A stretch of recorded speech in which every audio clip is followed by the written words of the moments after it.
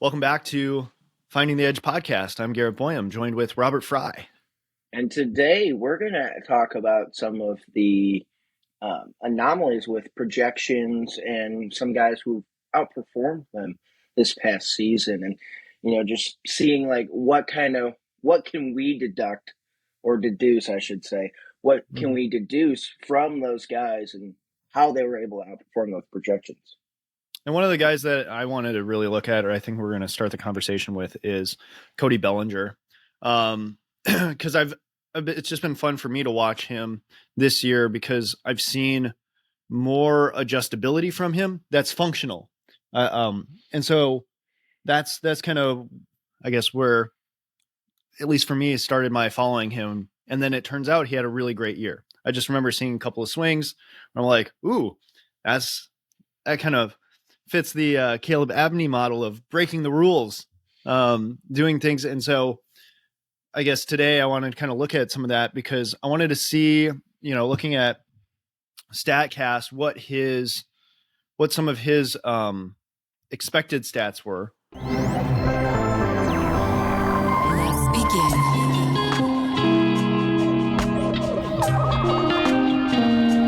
Analyzing. Finding the edge. And it was kind of interesting to me just looking at some of this stuff, like expected weighted on base. Generally speaking, not for everybody, but for a lot of guys, it ended up matching pretty close to like their batting average in some ways. They must be fairly correlated. Yeah, for the most part, they seem correlated, and then obviously there's some things. So, like in recent years, as of 2019, Statcast decided to change its XLOBA formula. So from 2015 to 2018, it was just essentially exit velocity and launch angle, those two variables. However, from 2019 to present, they also incorporated a batter seasonal sprint speed. So that way they can adjust for different speeds, because if a topped or a weakly hit ground ball is hit, a runner like Corbin Carroll, NL Rookie of the Year, is more likely to get a hit on those plays, whereas a bigger player like, say, Pablo Sandoval is not. It might be where a situation where, or we can think of a more recent player, because I'm not sure if Sandoval played this past season, but we can think of a guy like Arraez, somewhere along those lines, or like a Miguel Sano, since we're, on that topic. Like, he's a bigger guy, so he's comparing like Sano to Corbin Carroll. Sano is probably more likely to hit the ball harder, but for those weakly hit balls or topped balls, per StatCast's kind of barrel classification, Corbin Carroll is more likely to beat those out. So they felt like that should have been factored as well. So that's why I think in recent years it's starting to get more and more detailed towards, a runner's speed rather than just hitting the ball hard. Well, and then for me, going back to Bellinger, that was something that clearly came up when I was looking at the dexterity of his hitting ability. There were some balls that became hits simply because of his speed. For other guys, those would have been outs. The other element of it too, not that Bellinger is slow, but he's also left-handed, right? So the speed that he has gets a little boost just by the sheer fact that he's left-handed. So then again, a right-hander with the same speed might not end up being able to be safe on some of those. There's other things that too, though, like because Luis Arraez is not that fast. And there are a couple of hits that they gave him, at least early in the season, that there's a hard ground ball to second or whatever. Guy bobbled it, threw it, and he was safe. Oh, he threw it, it bounced, and then the first baseman didn't field it or catch it, and he was safe. But it wasn't because the ball had bounced and he caught it, he would have been out. So to me, that's an error, and I don't know why they classified it as a hit, because he was going to be out if if the first baseman had actually caught the ball instead of missing it. So there are small things like that, but there are other little things like Luis Arraez, again, not being, I don't know where he ranks in the sprint speed, but it's not elite by any means as far as I can tell. He's not known as being extremely fast. Per Baseball Savant's sprint speed leaderboard of players without at least 100 competitive runs, i.e., whether or not jogging, things like that, competitive runs. Cody Bellinger is 72nd. Luis Arraez is 235th. The average sprint speed in the MLB is 27 feet per second. Yeah. Luis Arraez was slightly below average at 26.1 feet per second, and Cody Bellinger was above average at 28.3 feet per second. And that's where I think it's kind of interesting to me that Arraez is still able to beat out some of those infield hits. But I think that, like, I remember reading a long time ago, I think in one of the strength and conditioning books that I found for baseball, that everybody is fast. Like there's a minimum speed that a guy needs to be able to play at in professional baseball in order to get enough hits, even the big guys. So even the big guys are relatively fast, because if not, they would not be able to hit at a high or get on base enough if they were too slow. And so even the slow guys can get down the line fast enough to beat out certain infield singles. And so I think that to me is how I explain, well, Luis Arraez isn't that fast, yet he hits some balls in the infield that go straight to fielders, and then he's somehow able to be safe. So to me, that says he's not that slow. But I think that's just we're talking about a relative, right? When we're trying to compare players, right?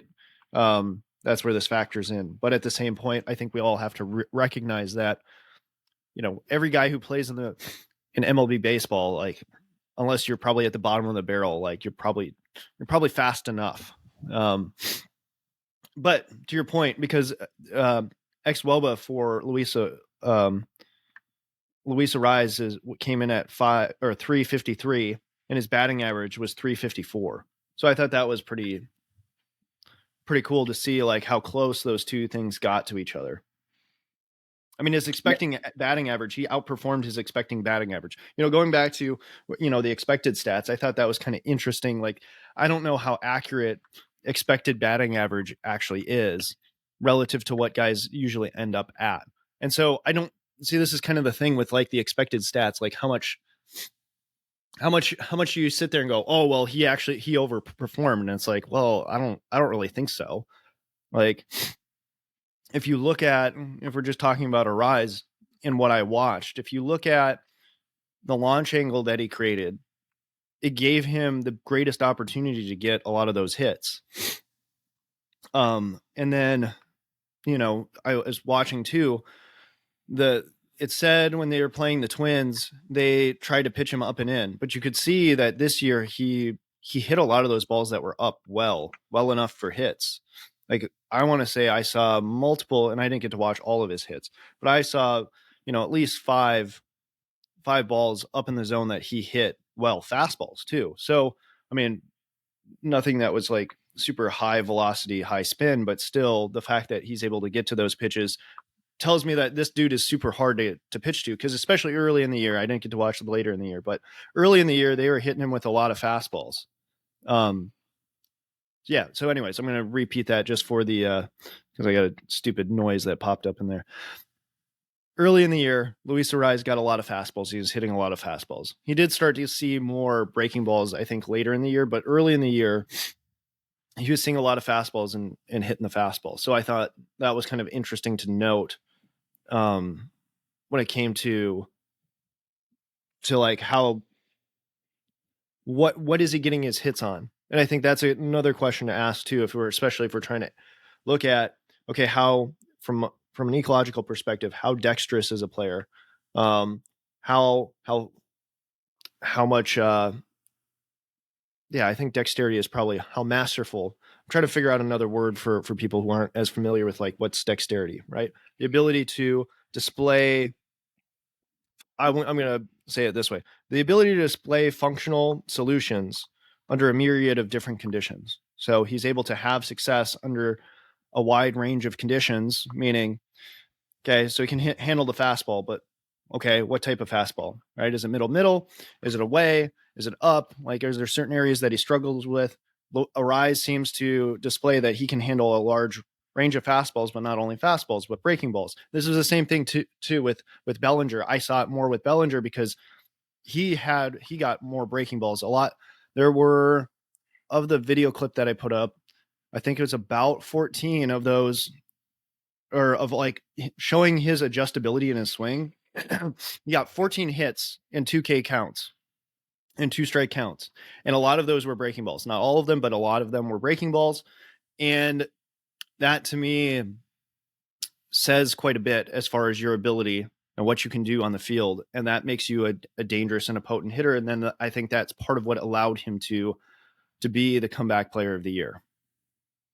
Absolutely. I mean, another way to look at it too is, like you said, 14 hits with 2-strike counts. Like, and we go back to like ex Woba versus Woba. So, like, according to Baseball Savant, his ex Woba was 327. His Woba was 370. So, like, he significantly outperformed his expected Woba, and a lot of it was, middle pitches. So, again, on Baseball Savant, his ex Woba on pitches middle away, 412, middle, 379, middle in, 341. However, he performed 475 middle away, 520 middle, 445 middle in.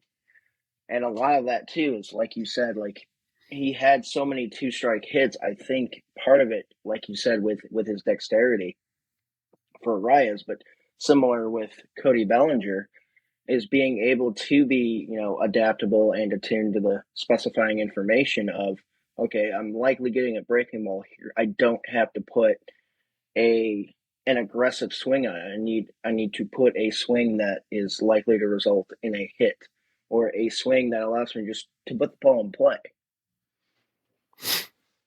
I think for me, I'm gonna bristle a little bit at the whole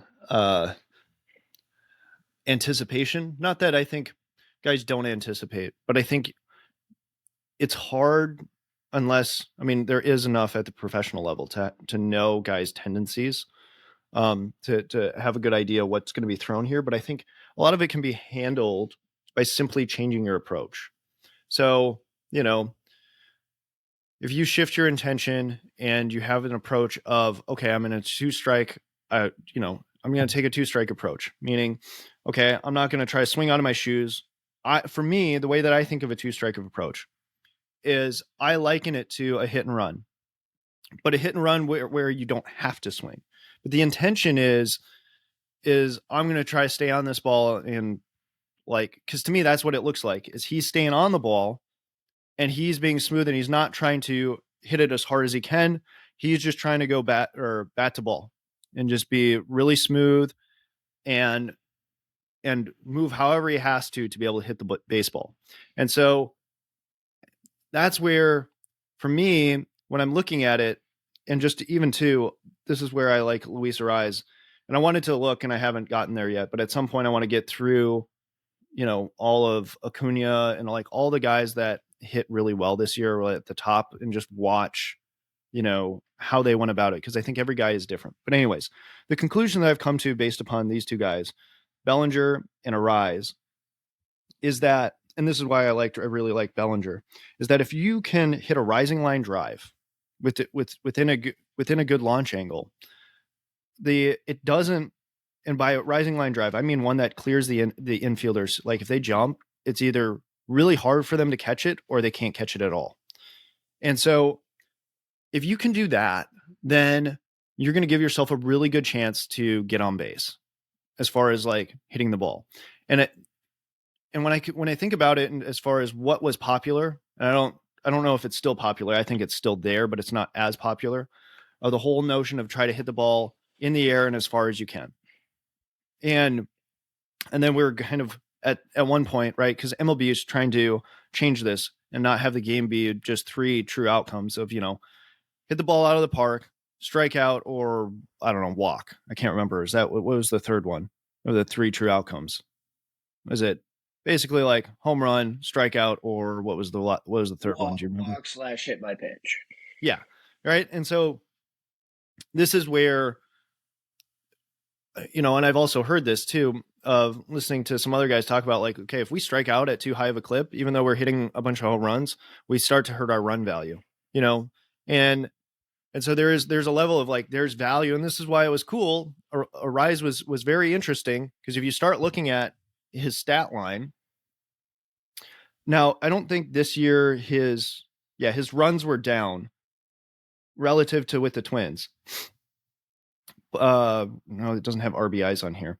The one that I'm looking at. Do you have RBIs on your stats? Yeah. For Arraez, he had 69 RBIs. Nice. How much do you have for 2022? He had 49. Okay, so he had more RBIs this year than he did last year. Okay, because to me, part of the value of a player now, yes, it all depends upon where you are in the lineup and who's on base, but it's a question of given the number of opportunities that you have, how well are you able to capitalize on those opportunities? I don't know if there's a stat for that. I mean, there's probably runners in batting average and runners in scoring position, right? Because that would kind of probably capture that. But, like, to me, these are the things that matter. I want to say another way you could capture is win probability added. Okay. Because that's where it's like, a guy like Luis Arraez, I think what people sleep on, because of the fact that he doesn't hit for power. He doesn't really slug, and they're like, singles aren't really that worth it. But it's like, it depends. It depends, right? Everybody's big on, like, on base. Well, singles are they're not that much different than a walk, but, and a walk is a sure thing, but still at the same point, you're still on base.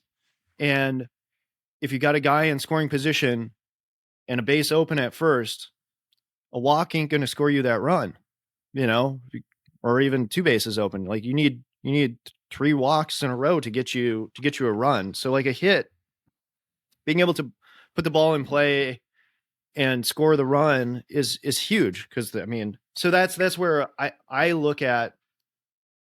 For me, when I look at a guy like Arraez who hits for average, I want to look at his runs and his RBIs, because to me, those two things combined together tell me how much offensive production. Like, is it just, he hits really well when nobody's on base, and, like, it's just, you're not really contributing that much. You only hit when there's no pressure. But if you're scoring enough runs for the team, then I think it washes that whole, I guess, at one point, the new school analytic way of looking at it of, average is kind of not really that valuable. And I think there's some level of truth to it, but I don't think you can completely dismiss looking at batting average. Yeah, but there's also that side of, okay, if you want to look at production in terms of runs and RBIs, those are both context dependent. Because for you to score runs, you need that are not home run related, right? You need guys behind you to be able to put the ball in play and move you around. And then for you to have RBIs on the same breath, you need the guys in front of you to get on base. So that's why there's kind of this disconnect, because it is dependent. Whereas, some analytics just say, like, we can't rely on that dependency. Well, here's my thought on how you kind of you do the analysis, because I look at the Twins, okay, and so the Twins last year, their offense probably wasn't the highest scoring in baseball, right? But you look at it relative, okay. So when I looked at the team last year, I looked at, okay, where were all our runs coming from, right? Even though Luis Arraez's numbers in runs, well, actually a little bit higher in 2022, and then his RBIs were a little bit lower, right? So that says that when Arraez was hitting, there weren't as many opportunities for him to hit guys in. But if he was getting on base, he was scoring at a decent clip, at a higher clip than he was in 2023. And so this is where I look at it in the sense of relative. He was the top. He was the one that was scoring the most runs for the team, and Correa was second, or Correa was first, and then Arraez was right behind him. So when you look at it relative to just your team, because that's the context that matters, and you begin to see for that team, who is the one for your team that's scoring all your runs? Who's the one who's driving them all in? And that to me is a fair enough analysis of it's. You can't start comparing across the league or whatever, because to your point, it's context dependent. So therefore you have to look at it within the context that these numbers actually occur. And then I think you can get a better sense of how much value can a player provide in a team setting.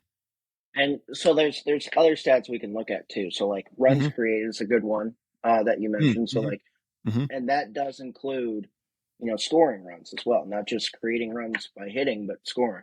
Another one I Do you like. want to flesh that out a little bit more of like what goes into runs created? What makes up how do we come up with that number? Yeah, so like we can do it. There's actually like a few different ways to calculate it. And this was from Bill James.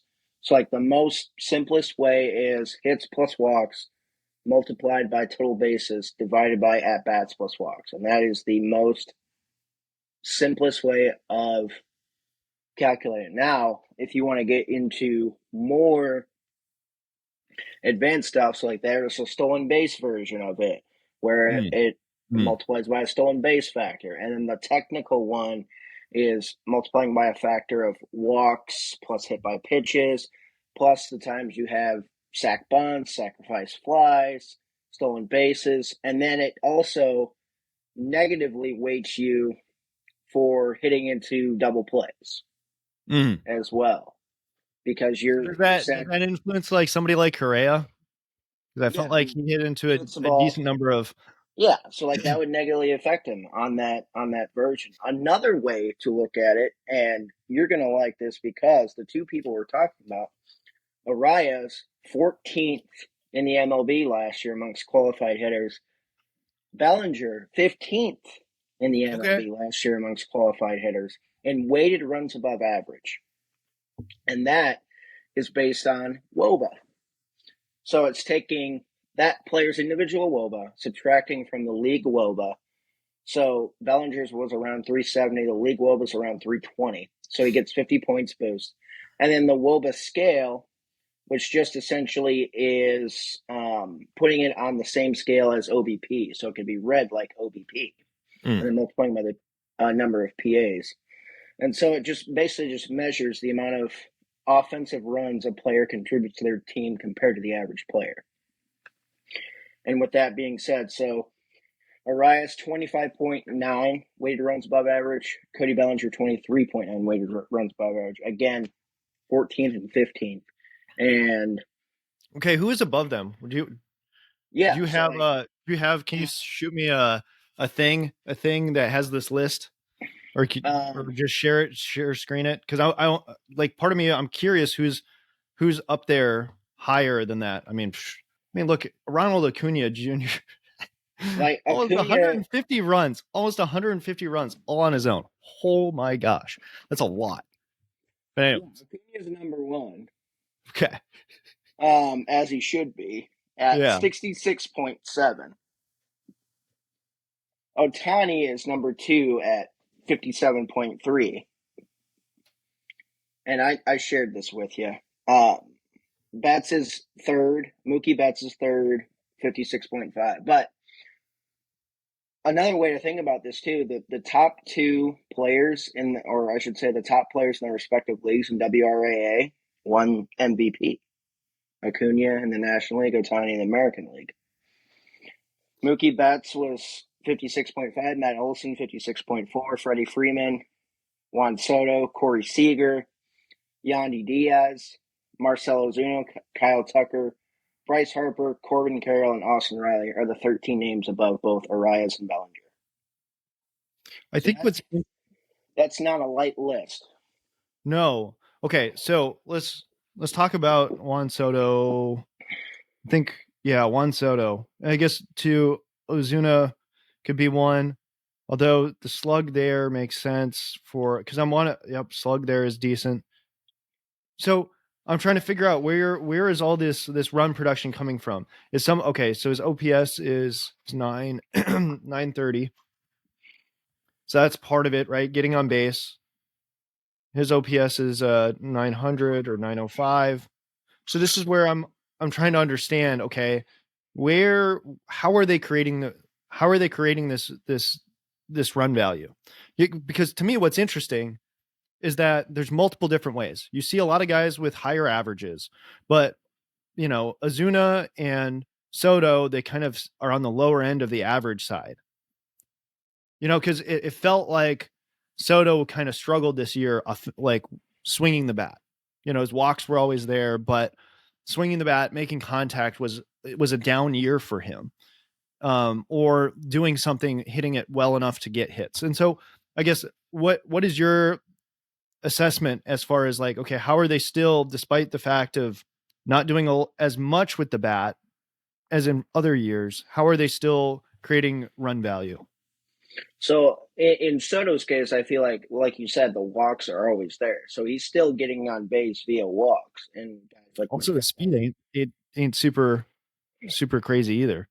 It's yeah. not terribly slow, but So like having guys like Machado and Cronenworth, I think behind him, that helped with Mhm. the run production for him, just getting solely on base. Ozuna, in his case, I think he had, and this is where like we can maybe build on this stat and say like how many opportunities did Ozuna have compared to the average player of runners on base? Mm-hmm. Because Ozuna was very likely to have guys like Acuna, Matt Olson, Austin Riley, guys in the top 13 of this list on base ahead of him to be able to drive in these runs. So now that to me it plays into, okay, if we're talking about, okay, all right, do I want a guy like Ozuna? How valuable will he be um, to this ball club if I don't have guys who can get on base in front of him? Like, it's not that he won't be valuable, but you're not going to see, he's not going to create as many runs for us because there's not going to be as many opportunities. Because I almost feel like in some of these things, whereas like a guy like Arraez, he can create opportunities because he's going to get on base enough, right? For people to drive him in. Whereas, like you're talking about, like, I wonder if there's a way to parse through the numbers of like, okay, this guy really, his big upside is if we have guys on, he's really good at driving them in. But on the flip side, if he's not getting on base enough and there's not enough people to get on in front of him, his offensive value isn't as strong for our team. Like, our team needs other pieces in order to support what this hitter actually brings to the table. All right. And so another way to look at it, I know I was trying to pull it up, but like I remember going back to 2013 when the Cardinals made the World Series. Mm-hmm. Someone who wasn't really known as a great hitter on his own, Alan Craig. That year he had, I don't know the exact number, but I remember at some point in the season he was hitting over 400 with runners in scoring position. Mm-hmm. And it's like that alone can make him valuable. But then again, like, okay, after the season, he was traded, went to Boston, and like he didn't have as many opportunities, and that kind of like led to his downfall, so to speak. But he, took advantage of opportunities when there were runners on base, specifically in scoring position. Uh, so You it's like those affordances because there are yeah, different affordances with runners on base than when there aren't. and maybe like the thought process could change. It's like, hey, like it's common knowledge. I wouldn't say common knowledge, but for the most part, pitchers are less likely to throw breaking balls in the dirt with a runner on third base. Yeah. Yeah. So maybe in Craig's mind, with a runner on third, he's like, I know I'm not getting a breaking ball. Battery Or gonna if I, hang it. He's gonna hang yeah, it. or It's it's better, going I'm to getting be better breaking balls to hit. hanging, yeah, or better break balls to hit. And as like a major league player, like you're going to hit that and hit that well. I mean, too, there's some of it too of like, and this is where I think it's you can kind of still find it in the analysis, right? Just without seeing video. But there are some guys, right, that they just hit certain balls better. And it has to be in terms of location, right? Some guys' swings naturally work better with breaking balls. Like it just the ball just seems to go right into their swing. And so usually though, from my experience of seeing those, like those are balls that are just like kind of in the middle of the zone. You know, and so whether it's like middle away or whatever, it's still those balls just kind of fall right into their swing path. And so to your point, I think there is something to be said about like if you got a guy on third, less than 2 outs or whatever, even with 2 outs, like getting a breaking ball that's up is a much more hittable pitch um, that guys can do something with. So yeah. Anyways, I think that's a good observation. Yeah, I mean, it just depends on how many opportunities you get. Like with Craig, he had, especially in 2000, say 2011, he had the affordance of having a guy like Albert Pujols ahead of him, Mm-hmm. Mm-hmm. and a guy who would frequently be on base, or he would, hit for extra bases quite a bit, not including home runs, obviously, but having guys like that, and then you add in another guy like Matt Holliday, um, Mm-hmm. Mm-hmm. you know, patching those together. So like in Ozuna's case, this is where we can kind of go dig deeper in the data and say like, okay, he might be up here a lot, but how many opportunities do we have where there's runners on base / in scoring position? Because again, he had guys like Austin Riley, Acuna, Matt Olson all in front of him, and they all were wildly successful this season with the bat.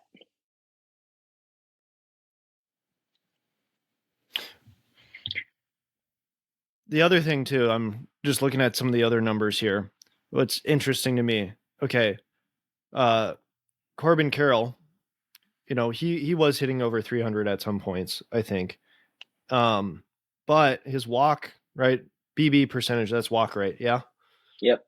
Okay, so his walk rate is kind of on the lower end of guys, and I think that's kind of interesting that he was still be able to create um the run value that he was, even though like he seemed more like a contact guy, like kind of like a Quan. I don't know if I'm pronouncing his name Yeah, right, Stephen but Kwan from Cleveland.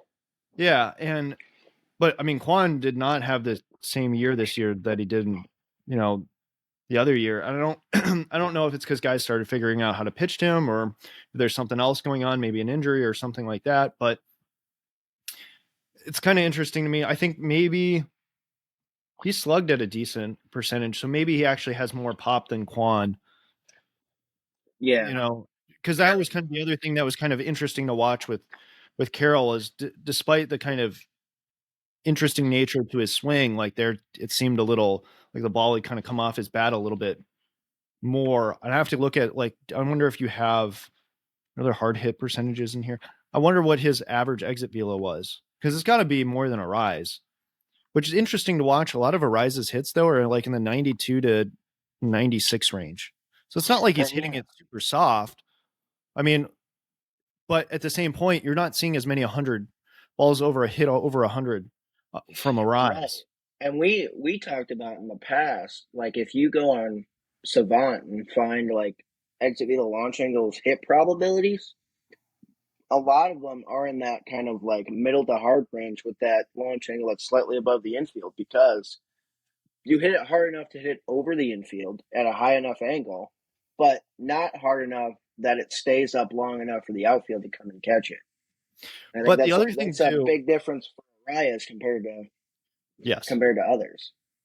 the one thing to note on that I've started to think about is that it's different at the lower levels. Okay, because the outfielders don't play at the same depth, even in college. If like because I think sometimes you know as guys from being at a junior college, it depends what the opposing team thinks, or like the types of players that they play against. Because like obviously, if we're playing a team that has more powerful bats, we're going to play deeper. But like when I was at the D1 level, like a lot of us, a lot of our guys, especially down in the corners, left field especially, but I even think too probably a little bit in right field, like they're pretty standing pretty darn close to the warning track. You know what I mean? And so if you're standing pretty close to the warning track, there's a lot more of like that low line drive, even if you hit it hard, that's going to tend to fall in front of the outfielders. But if they're playing in more at like a standard high school depth, like those are going to get caught, So that's where I think it's really interesting that, to me, the ones are more like you would say the flare burners. Those ones tend to always be safe. And that to me is where I think it's actually interesting to start looking at launch angle and exit velo of like, okay, what do you got to get to? Because I mean, I have to go back and look for sure, but I mean, off of Rapsodo, it'll give you some interesting numbers sometimes of like, hey, we think this is a hit. A ball hit at 66 with a launch angle of 36. You're like, okay, it's not great.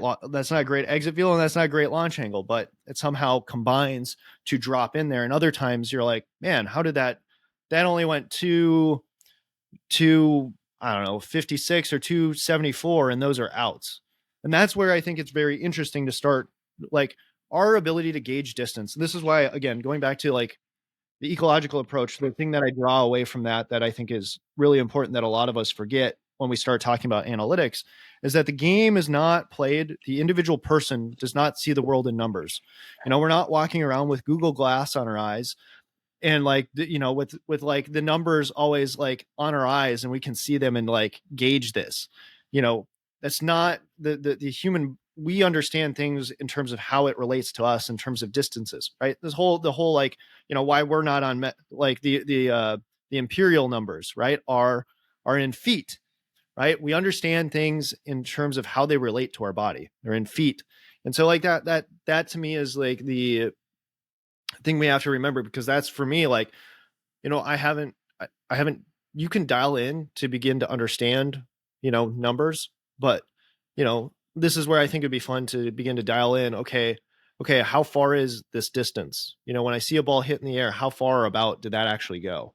Just by looking, because most dimensions on the field are pretty consistent, even if we're talking about the outfield. Like this is why, for example, Rapsodo, the average, they'll give you a home run if you hit it over 330 feet to any of the corners, because most of the corners on most fields are about 330 feet, right? And center field, they have it. I think Rapsodo has it. Maybe no, they have it further than that. But like 400 feet is pretty standard to a center field. So if you hit it over 400 feet to center, like so there's all this stuff is fairly standardized, and then you can begin to start judging, okay, how far is too far? Like, do I need to change my launch angle? Do I need to increase or decrease my exit velo? These things to me are more of this is the thing too. Hopefully at some point I can re-talk to Bobby Tewksbury, because this is the thing that I think he really cares a lot about, is like the strategy. Like a lot of times we're going with this whole thing of like, let's just take one element and like, or one strategy, and let's just go all in on this strategy. Like let's hit home runs, all in on this strategy. Whereas it's like, yeah, but this is like this is a game where why can't it be as intricate as far as strategy goes as some of the other sports? Which I think it is, and it can be. And we have in some ways sold some of the players short at times, and maybe it's because like our lack of coaching ability to be able to get more out of players, of like we end up going for these simpler approaches, and maybe they worked at one time, with the fly ball revolution, I think that worked. That was really good for that moment in time. And the way that I'm going to analogize it is to strength and conditioning, right? If I want to help somebody like peak in terms of speed, I can do that really easily if they have been like their programming has been really strength heavy focused. And then if I switch it to more speed strength, they're going to get a really great response and feel super fast and like powerful and quick. But it's all because of the setup. And I think that's kind of the same thing with like the fly ball revolution was everybody was focused on hitting like ground balls to the backside and low line drives and had really pushy swings. And the fly ball was demonized. And then the way that pitchers, attacked hitters was a lot simpler too. And so all these things allowed for that to be a really great strategy for that period of time. And like its effectiveness, I think because it's older, now people are developing counter strategies to that, and some of it is just also the advancements in pitching too, and pitching development, velocity and now pitch design, all these things have come about during that period of time. And so I think we need to be looking for, trying to find that edge, so to speak. And I think that's where, I don't know, this is just my rant, right? Of like why I'm going to encourage people like EcoD. And now hopefully this helps for the transition for what you're about to say too. And Yeah. this came up in the Sport Movement Skill Conference, listening to some of the talks and whatnot, is how do we combine the analytics with like these ideas? And so like hopefully that gives you a good door to add what you're going to say. I mean, I think now we can just say, like, I think it's a lot of conversation of, okay, when we take a look at this movement solution or this type of style, like, what are the results? So you asked earlier about Arraez and Corbin Carroll's average launch angle or average exit velocity. And then I also look at average launch angle. So Carroll this past season was 90 miles an hour. Arraez, 88 miles an hour. But what stood out from them compared to most everyone else is they had a slightly higher launch angle at 11 degrees. Mm. And so now, who's everybody else? Like, who are you classifying? Just the rest of the league average? Like, what's? Yeah, the rest of the league average. So, what's the league average launch angle? It's right around 7. Okay. So that's fairly significant. That's like what, 4 points higher? Yeah, 4 degrees higher. Now, the difference between that is, okay, if you just took, let's say Arraez hit the ball every single time, 88 degrees with or 88 exit velo, 11 degree launch angle. He is, his WOBA is expected to be 612. Oh, wow. Yeah. Okay. So with a same thing with a 7 degree launch angle, it's 522. So it's a 100-point difference. Mm-hmm. Now we boost it up to 90, what Corbin Carroll's at. 11 degrees, 641, so slightly better. But then if you drop it down to 7 degrees, it's 503. So they're still relatively good, but having that slightly higher launch angle and being able to hit in those exit velo ranges, because then once you get to the harder ones, like we'll look at 100. 100 is 881, but it's still the average being 630 at 100 degrees. So it's a lot, it's one thing to be able to hit the ball hard, but it's another thing to be able to hit it in a, I guess I should say, range that allows you to enhance your opportunities of a hit. Well, and this is kind of the thing that I want to kind of ask you about, is like, this is the part of like, okay, expected stats versus reality. Okay. So the expected stat for Corbin Carroll is better on the launch angle, the average launch angle, and exit velocity than Arraez. But their averages, the reality is vastly different. You have a guy, why don't I see Arraez here? Oh, there he is at 14. Okay. You have Arraez hitting 354, right? So because you're talking about expected batting average. Well, his Arraez is expecting batting average lower than expected WOBA. not batting average. Oh, WOBA. WOBA. Okay. Now, WOBA, that's weighted on base, right? So Yes. that would include walks? Well, it would Like what? technically it would be WOBA on contact. So that's like we're talking like doubles, triples. So you're looking at something that looks like the stat is more of a like a slugging like OPS type stat.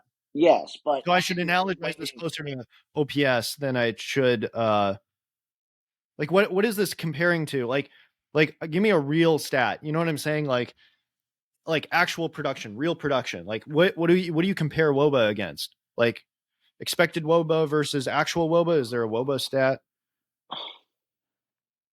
yeah. I guess it's next to weighted runs above average. But Oh, there we go. Okay, so you had because this is to me the okay 370 and I mean they're basically the same 369. yeah, and so like looking at it that way, Yeah, kind of, wow. but you start to see that they kind of got their different ways, and this is like Yes, the importance of standard deviation, sure. because Corbin Carroll is more likely to hit balls harder and further, therefore improving his WOBA by hitting, especially in that ballpark in Phoenix, hitting triples and home runs, especially when you hit it to right center or even left center there. Like you are very likely to be able, and with his speed, get to third. Whereas Arraez, I guess Miami's a pretty big ballpark too, but he doesn't quite have the speed that Carroll does, but is still able to get more frequent hits with that more lower, I guess, with that launch angle and that exit velocity, because he's more, I guess another way to look at this is accuracy versus precision, right? Mm-hmm. Arraez is more precise with that average exit velocity and average launch angle, whereas Corbin Carroll, he might be more accurate in the sense that he's hit basically like he might have some that are weakly hit, he might have some that are harder hit.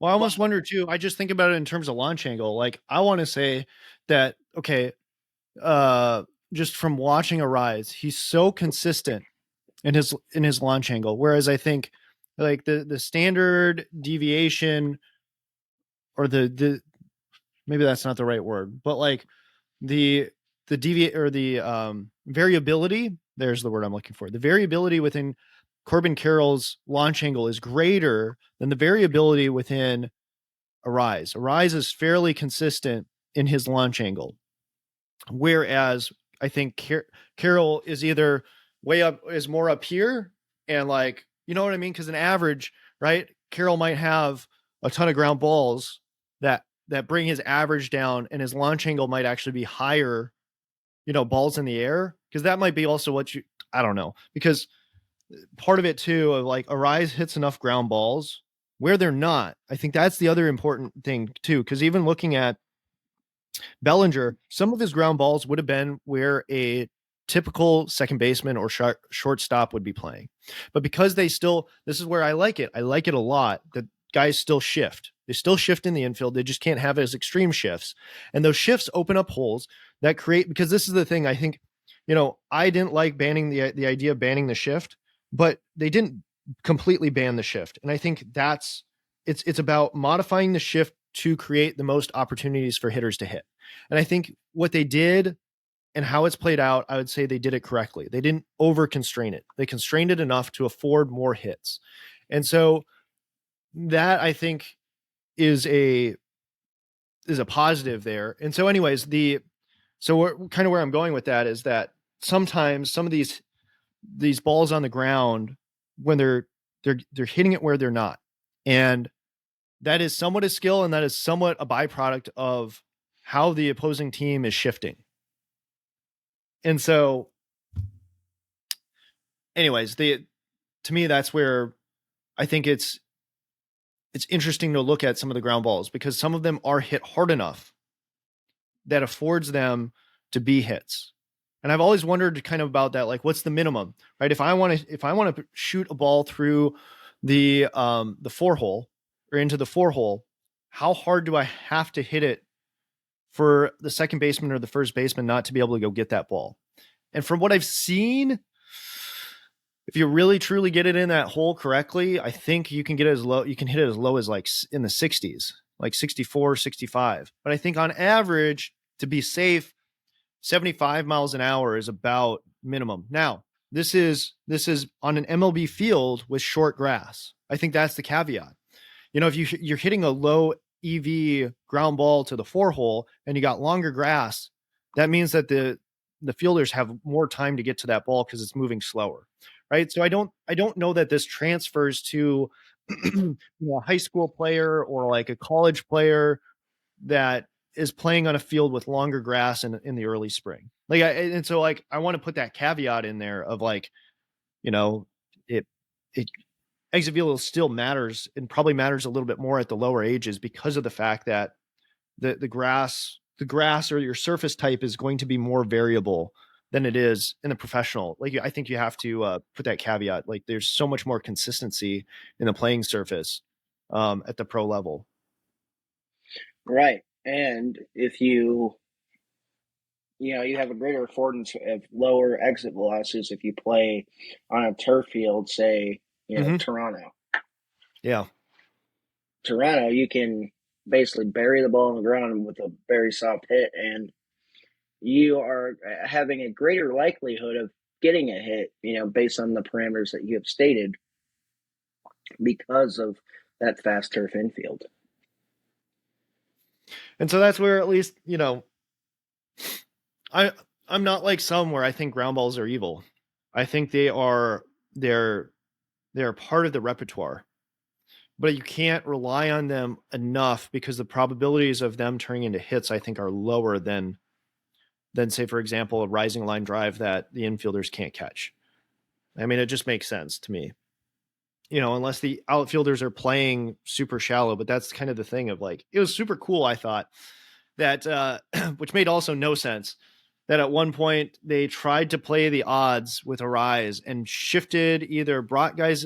brought a guy into the infield or shifted the outfielders all to one side and left right field open, when they had like the winning run on, I don't know, second or third. And Arraez just hits his typical prototypical line drive that probably would have went right to the right fielder, and boom, game over, you know? So I think it's kind of one of those things though, too, like to go back to, so everybody knows I'm not anti hit the ball hard, because if you look at Arraez, a lot of his ground balls are like 90 plus.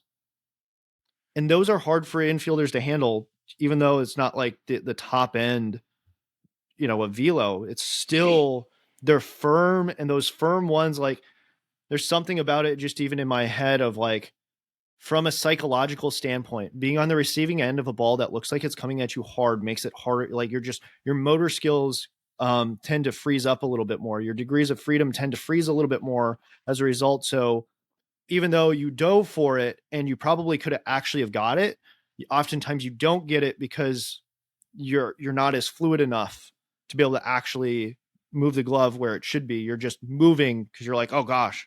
And so anyways, that's why I think hard hit balls in general are always still going to be, relatively good. Not to say that I don't think there's sometimes it makes sense to hit it weakly to an infielder, because that is also a hard play.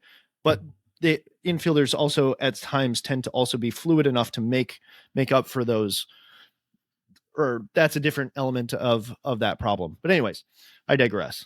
All right, Robert, is there anything else in particular that you want to cover that I haven't thrown out or fed to you, as a created an affordance for you? There's a better way of saying. Is there any affordance I haven't created for you for something that you wanted to talk about? Ecological dynamics. No, I think we covered a lot of kind of blending.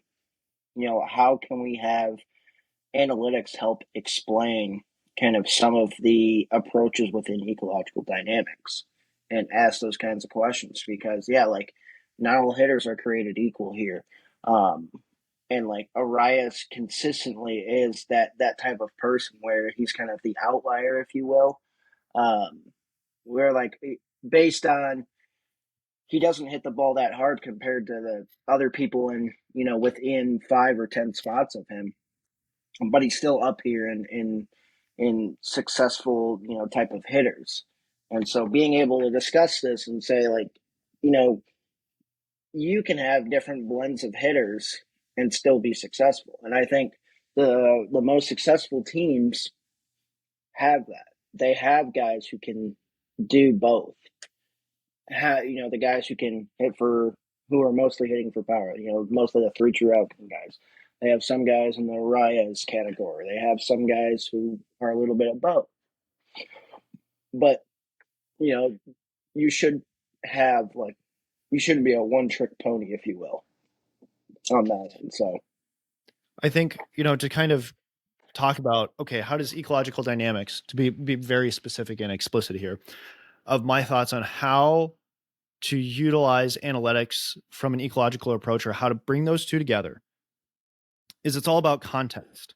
Okay. So you want to be asking the questions of, okay, use analytics to dig into, I mean, obviously this is what people already do, but I think we have to remember this of, okay, let's find out what this guy does well. Let's see if we can dig through the numbers to find out like, okay, how are they doing this? Because I think a lot of times we try to use these analytical models of a certain type of player, and we try to shove everybody else into that model and compare them to this model.